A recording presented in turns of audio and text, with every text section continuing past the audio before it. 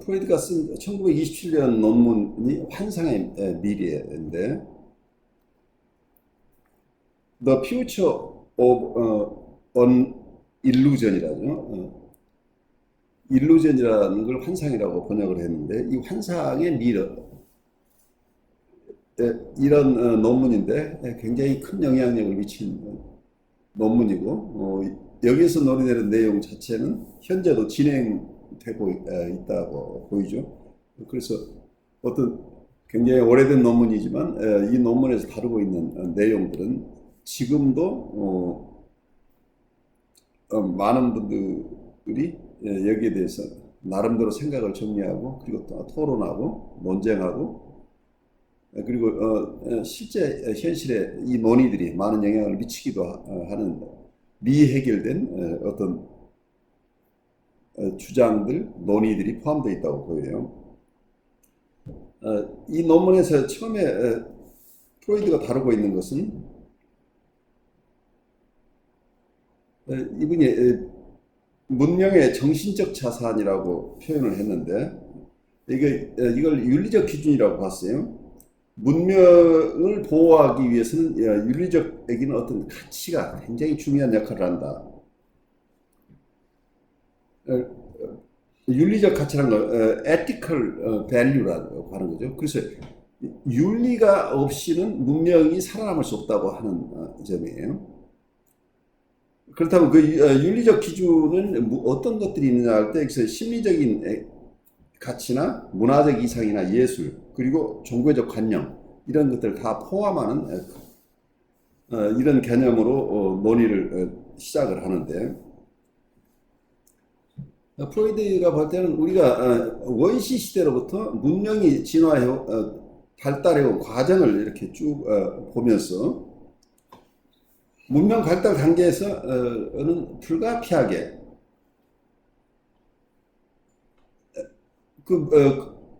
소속되는 그 문명에 속하는 사람들 개개인이 가지는 본능적 욕구를 그대로 다 인정하고는 어떤 문명이 공동체가 형성되지 않고 문명이 유지될 수 없다고 하는 거기 때문에 본능적 요구나 욕구를 상당 부분 억제하고 공동의 선을 위해서는 희생을 강요할 수밖에 없었다는 거예요.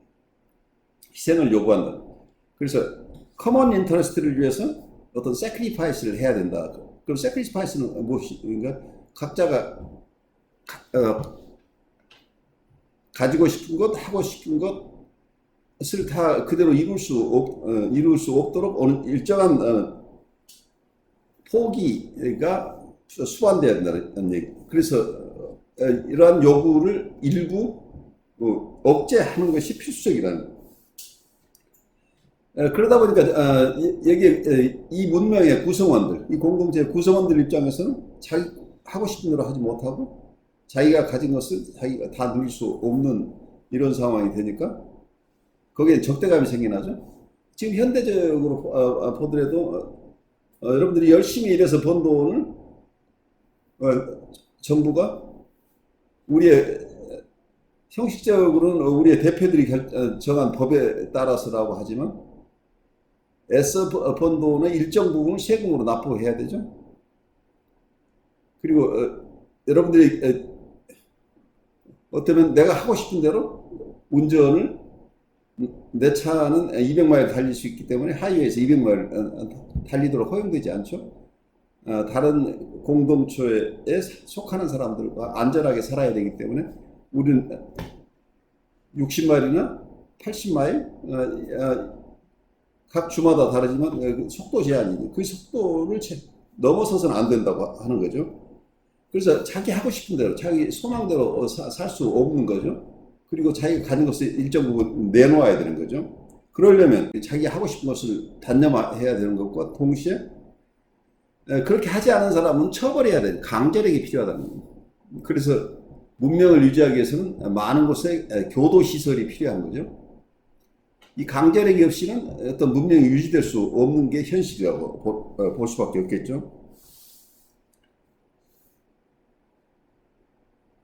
그래서 이제 이걸 조금 더 자세하게 본다면 인간이 모두가 도전적이고 파괴적인 어떤 성향을 가지고 있는데, 인간의 도전적이고 파괴적인 이런 경향으로부터 문명을 보호하기 위해서는 단순히 지금 얘기한 사회적인 부를 공평하게 배분하거나 강압적인 수단을 쓰는 이런 것만 가지고는 이걸 다 하기 어렵다는 거예요.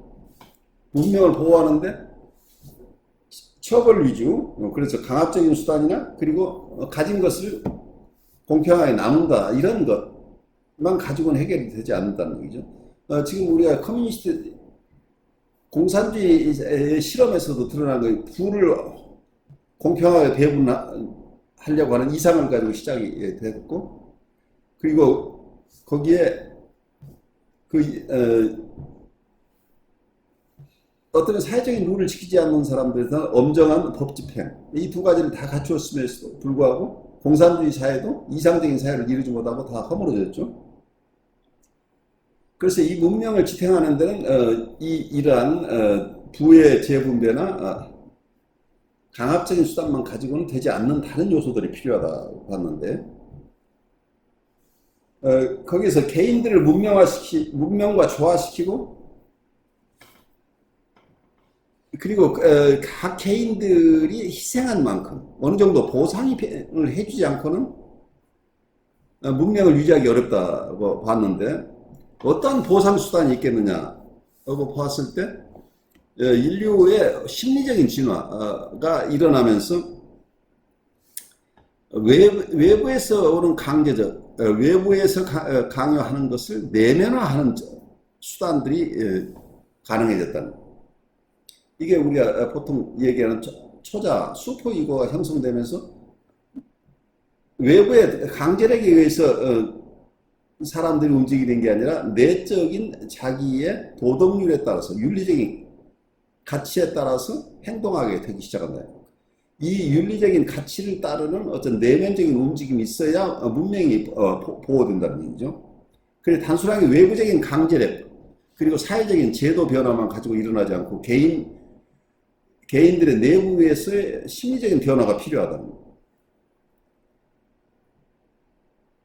그렇지만 어떤 면에서는 문명이 전반적으로는 과거의 어떤 근친상간이나 식인풍습이나 그리고 사람들을 살해하고 하던 이런 원시적인 본능은 상당 부분 통제가 가능한데, 아직도 강제력이 없이는 이걸 다 통제할 수 없는 거죠.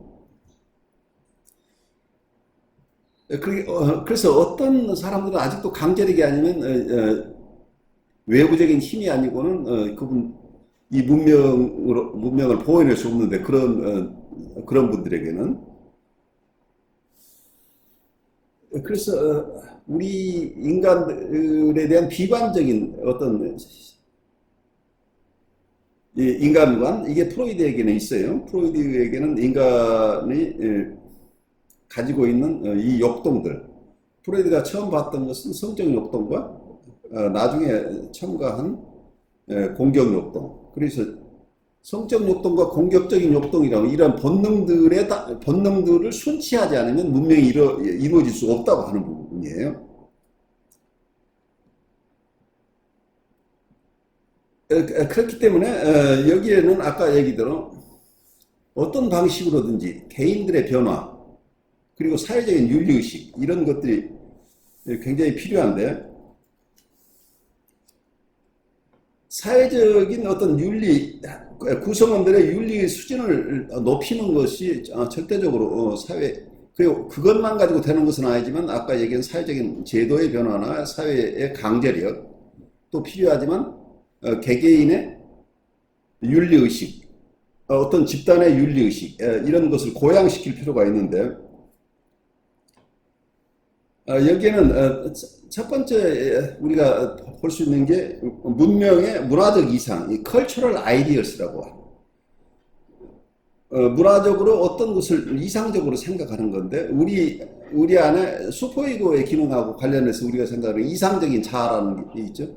우리 안에 이 아이디얼 이고, 이고 아이디얼 이런 것으로 우리는 어떤 사람이 되고 싶어 한다면 이게 어떤 자기애를 형성하는 거죠. 내가 그 이상대로 살았을 때 나한테 만족이 생기나죠. 이게 자기애적 만족을 가져온다. 그렇다면 사회적인 어떤 컬처럴 아이디얼스가 생긴다. 문화적인 이상이 있다고 한다면 그 문화적인 이상을 개개인이 자기의 내면화하면서 그 사회적인 이상에 딸 때, 이상을 따라서 살 때 자기애적 만족이 생긴다. 나는 훌륭한 시민이다. 훌륭한 시민이나 훌륭한 종교인이다. 도덕성을 가진 사람이라고 자기 스스로 만족스러워 한다고. 이게 자기애적 만족이 따라오는, 이게 하나의 보상 중에 하나라는 얘기예요. 그래서 문화적인 이상, 컬처럴 아이디얼스가 굉장히 중요하고, 이와 관련해서 예술도, 예술적인 활동, 이 예술적인 활동도 굉장히 중요한 역할을 한다고 프로이드가 강조하고 있어요. 우리가 어떤 욕동을 각자가 개개인 일정 부분 억제하고 금지해야 되는데, 이런 것을 화해가 일어나는 것, 자기 원하는 대로 하지 않고 승화가 일어나죠. 서블림의 예술을 한다고 하는 것은 자기의 욕동을, 자기의 공격성이나 자기의 성애적인 것을 자기 원하는 대로 사용하는 게 아니고 예술적인 활동을 통해서 승화시킨다는 거예요. 서블리메이션. 그 서블리메이션을 통해서 자기에게 만족이 돌아오죠. 그래서 보상이 따른다는 얘기예요. 그래서 어떤 면은 문명에 대한 적대감의 균형을 맞추기 위해서 도덕적 기준이 필요했던 것과 마찬가지로 어떤 윤리적인 것을 성취했을 때 거기에 성취감이 있기 때문에, 자기애적 만족이 있기 때문에 어떤 문화적인 밸류, 문화적인 이상을 쫓아가는 사람들에게는 자기애적인 만족이 있다고 이해를 하실 수 있겠고, 그리고 예술적인 활동을 하시는 분들도 승화를 통해서 자기 만족이 있기 때문에 이분들이 가지고 있는 원초적인 공격성을 승화해낼 수 있다고 보는 거죠. 어떤 면에서는 공격성뿐만 아니라 성적 욕동이나 이런 것들이 예술을 통해서 승화되겠죠.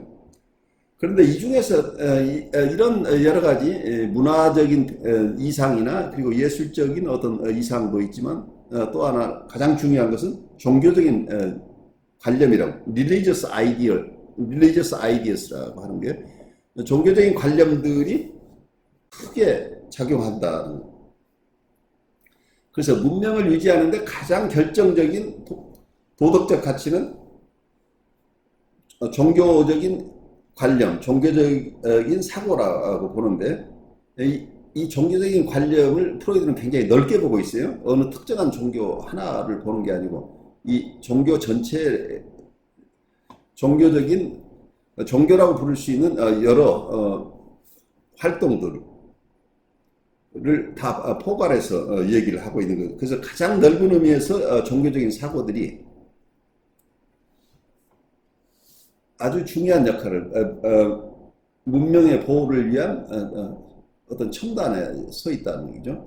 그래서 우리 문명을 보호해내는데 도덕적, 윤리적인, 여러 가지 윤리적인 기준이 있는데, 윤리적인 기준을 높여주는데 도덕적인 거나 예술적인 것, 그리고 가장 중요한 종교적인 관념들이 큰 역할을 한다.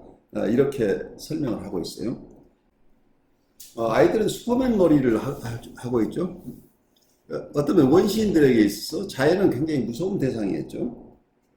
홍수가 있고 비바람이 있고 야수들이 출몰하고 있어서 외부에서 오는 위험들, 자연이 가져오는 재해들을 우리가 피할 방법이 없었겠죠.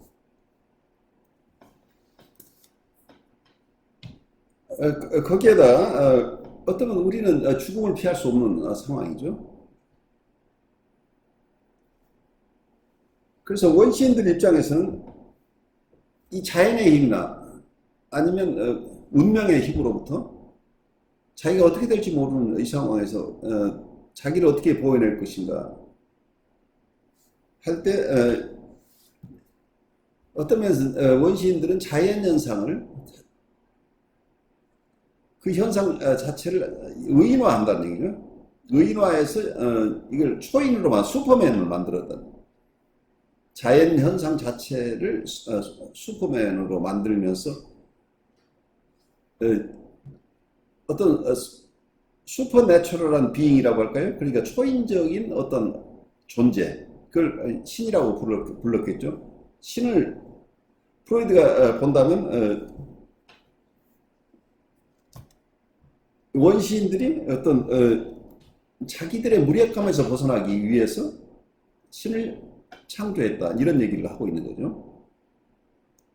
그래서 프로이드 설명에 가면 유아 어린아이들의 무력감에서 아이들은 자기 부모를, 특히 아버지를 자기를 보호해줄 힘을 가지고 있지만 또 한쪽에서는 굉장히 무서운 전능한 힘을 가진 존재로 본다 하고, 그래서 어린아이의 발달 과정을 보면서 어떤 면은 원시인들이 아이들이 가지고 있는 것 같은 이런 무력감에서, 헬플리스 상황 속에서 자신의 운명이나 자연과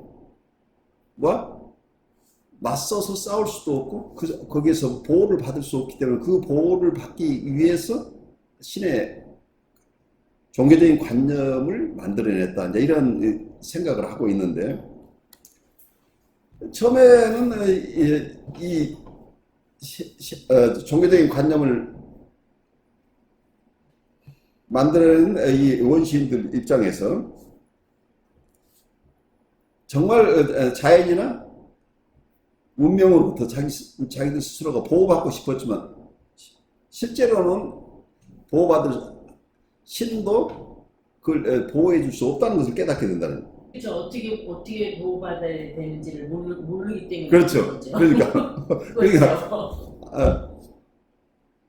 그렇기 때문에 결국은 이 신의 관념을 만들어내고 거기에 따랐던 사람들이 자기들이 직접 원했던 어떤 보호, 자기들이 원했던 평생 살고 싶고 어떤 야수에 물리지 않고, 그리고 홍수가 없었으면 좋겠고 태풍도 없었으면 좋겠는데 자연현상이 멈추질 않는 거죠. 그래서 어떨 때는 홍수의 피해를 보게 되죠. 야수로부터 물리기도 하죠. 이런 현상이 일어났을 때 실제로는 어떻게 할 거냐. 인간은 결국은 인간 삶 속에서는 많은 고통이 있다는 걸 이해를 한 거예요. 서퍼링이 있다는 거예요. 그러면 이때에 신의 역할의 변화가 일어난다고 봐요. 신이 이 고통, 처음부터 이분들의 고통이 일어나지 않도록 하는 역할이 아니라, 고통이 생겼을 때 그 인간의 고통을 보살피고, 그리고 문명이 깨어지지 않도록 문명의 가르침을 보존하는 게, 문명의 가르침이나 문명 자체를 보호해내는 역할, 그리고 고통받는 사람들을 보살피는 역할이 신이 하게 됐다는 얘기를 프로이드가 보고 있는 거예요. 그래서 그 고통 자체가 일어나도록 하는데 신이 역할을 한 게 아니고, 고통이 발생했을 때 그 생긴 고통을 잘 이해하고 수용해낼 수 있는 힘을 주는 쪽으로, 그리고 문명의 가르침에 따라서 살아갈 수 있도록 이런 역할이 신에게 부여된 역할이 됐다는 얘기죠. 그래서 종교적 사고는 자연과 운명의 위협, 그리고 인간 사회가 가하는 손상에 직면할 때 느껴지는 고통으로부터 인간을 도우려는 필요성에서 생긴 것으로 보인다. 이제 이렇게 프로이드는 봤어요. 그래서 자연과 운명의 위협이나 그리고 인간 사회 속에 살면서 그 인간 사회로부터 오는 어떤 상처를 이때 느껴지는 여러 가지 고통이 있을 때 인간을 이러한 고통으로부터 벗어나도록 도와주는 역할을 종교가 하게 됐다는 얘기를 하고 있어요. 그래서 프로이드가 썼던 글을 보면 조금 클리어하게 무슨 얘기를 하고 있는지 우리가 같이 한번 보죠. 이것이 문제의 핵심이다. 이 세상에서의 삶은 보다 높은 목적에 봉사한다. 물론 그 목적이 무엇인지 추측하는 것은 쉽지 않다. 그렇지만 그것은 분명히 인간의 본성을 완전하게 하는 것을 의미한다. 이게 프로이드가 종교적인 관념들이 이제 이렇게 일반화될 수 있다고 보는 거죠.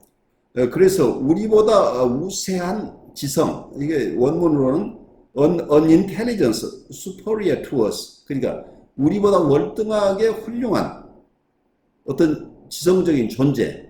이게 신의 개념이죠. 이러한 존재가 우리의 운명을 돌보아주고 자비심의 섭리, 이건 benevolent providence라고. 그러니까 아주 자비스러운 섭리, 이것도 어떤 신의 개념을 다른 용어로 표현하고 있죠. 자비로운 섭리가 우리를 보살펴준다. 그리고 죽음 후의 삶은 계속되며 우리에게 완전함과 이상들을 가져다 준다. 그래서 프로이드는 신의 개념이 아버지에 대한 아이의 관계 기초에 있다고 이렇게 말을 하는데, 그래서 프로이드의 설명은 유아가 아버지에게 느끼는 정서를 신적 개념으로 종교적인 개념, 그래서 신의 개념이 유아가 가졌던 아버지에 대한 개념과 병렬로 발생한 것이다, 이렇게 보고 있는데, 본인이 이 이론을 만들어내면서 이분은 모든 종교를 본인이 다 섭렵할 수는 없었으니까 현대 그 당시 백인 기독교 문명에서 행해지고 있는 종교를 중심으로 자기는 이런 가설을 세웠다고 이렇게 설명하고 있어요. 종교의 핵심에 놓여 있는 것은 아이들이 가지고 있었던 무력감과 괴로움의 감정이다. 그래서 헬플리스니스하고 디스트레스라는 거죠. 아무것도 할 수 없는 아이들은 자기가 힘이 없어서 어떻게 할 수 없는 상황인데, 거기에서 오는 고통이라는 게 디스트레스라는 게, 이게 아이들이 겪는 이런 경험들이 우리가 성인들이 가진 종교의 핵심에도 같이 작용하고 있다. 인간으로서 인간이 가진 어떤 무력함과 그 속에서 우리가 살면서 사회와 그리고 자연과 운명, 이 모든 것과 대하면서 겪는 어떤 고통이 다루어지는 게 종교의 핵심이다 라고 지금 보고 있는 거죠. 프로이드는 어떤 이런 크리스천이즘, 19세기의 어떤 기독교 문명, 기독교를 중심으로 이런 환상에 대한 논문을 썼는데, 여기서 프로이드가 봤던 것은 종교의 근원의 헬프리스니스, 무력감과 또 하나는 고통이라고 하는 디스트레스를 얘기를 했는데, 우리가 불교에서 봤을 때도 석가모니께서 말씀하신 가장 중요한 게 우리가 고통에 대해서 얘기한 거죠. 그게 생로병사, 그리고 낳고 늙고 병들고 죽는 거, 이게 다 고통이다. 이 생로병사로부터 어떻게 빠져나올 수 있는가 하는 게 어떤 불교에서 가장 중요한 종교적인 내용이겠죠. 그래서 이 종교가 어느 종교이거나 이 고통의 문제가 항상 중심에 있는 거죠. 프로이드는 환상은 오류나 환각과 다르다는 점을 분명히 했다.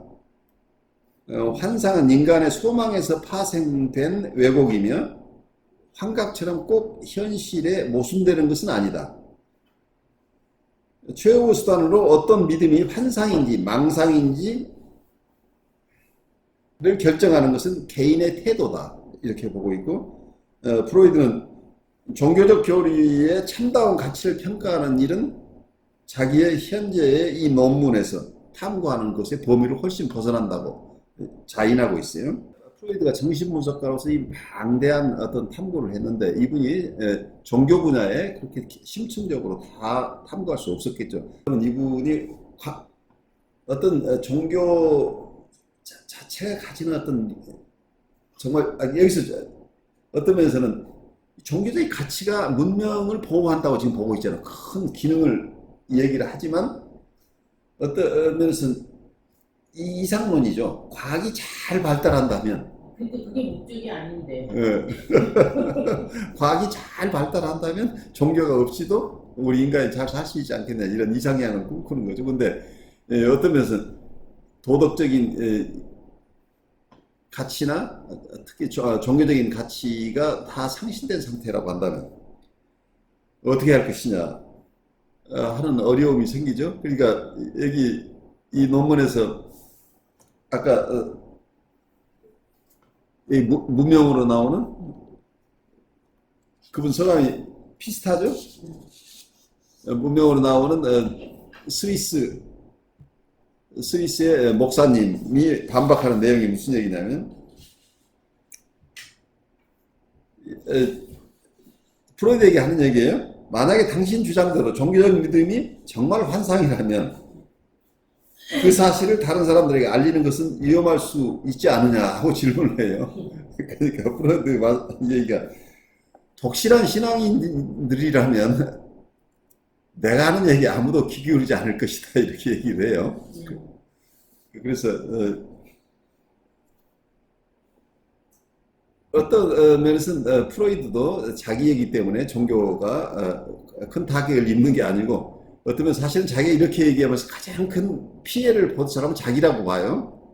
정신분석이나 자기가 본인들이 자기들의 소신에 따라서 과학적인 진보가 얼마나 필요한가를 강조하다 보니까 종교적 관념이 환상이라고 얘기를 함으로써 많은 비난이 자기들에게 쏟아질 것이라는 것을 여기서 쓰고 있어요. 그렇지만 이분 나름대로 소신에 따라서 자기 의견을 개진하고 있는 거죠. 그렇지만 아까 얘기대로 이분이 이 환상이라고 하는 여기서